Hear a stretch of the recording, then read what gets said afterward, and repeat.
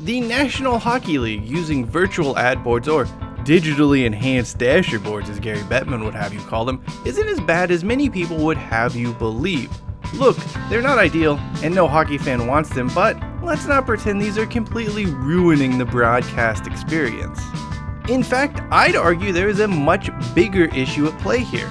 However, no one mentions it because they're too obsessed with complaining about how terrible NHL broadcasts using virtual ad boards appear on TV. The larger issue wasn't something that even dawned on me until watching the Seattle Kraken take on the Ottawa Senators at Canadian Tire Center in January. It was during this game I realized fans now miss out on a crash course in local culture that watching away games on TV provided.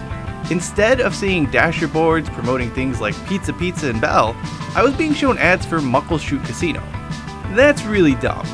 And it is dumb because everyone in the state of Washington already knows everything they need to know about Muckleshoot Casino. Its presence is everywhere. Seriously, no one watching the Kraken square off against Ottawa on the road that evening was thinking, oh, hey, Muckleshoot Casino existed, let's go there soon. Companies are straight up throwing their money away on ads that have zero impact on the local population.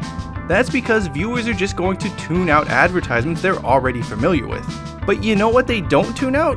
New ads in faraway locations that are kind of foreign to them. For example, I went to Vancouver for the very first time in 2004.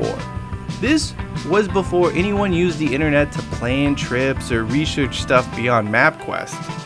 Anyway, one of the places I was most excited to visit on this trip was Tim Hortons because I had seen their ads on Dasherboards while watching NHL games. It was the same story with Boston Pizza. Advertising?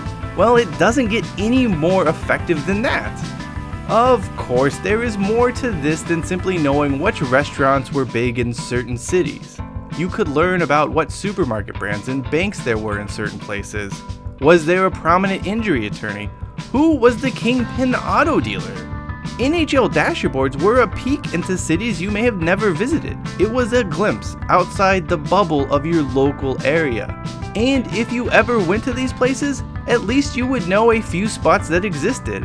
Hell, I'm not afraid to admit that I once stopped at a King Super simply because I saw them advertise with the Colorado Avalanche.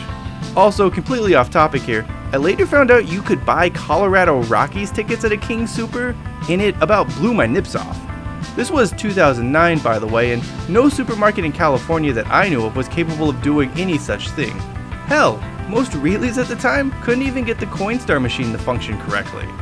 With the NHL using virtual ad boards, this window in the other hockey cities has shut, and that is the real shame here.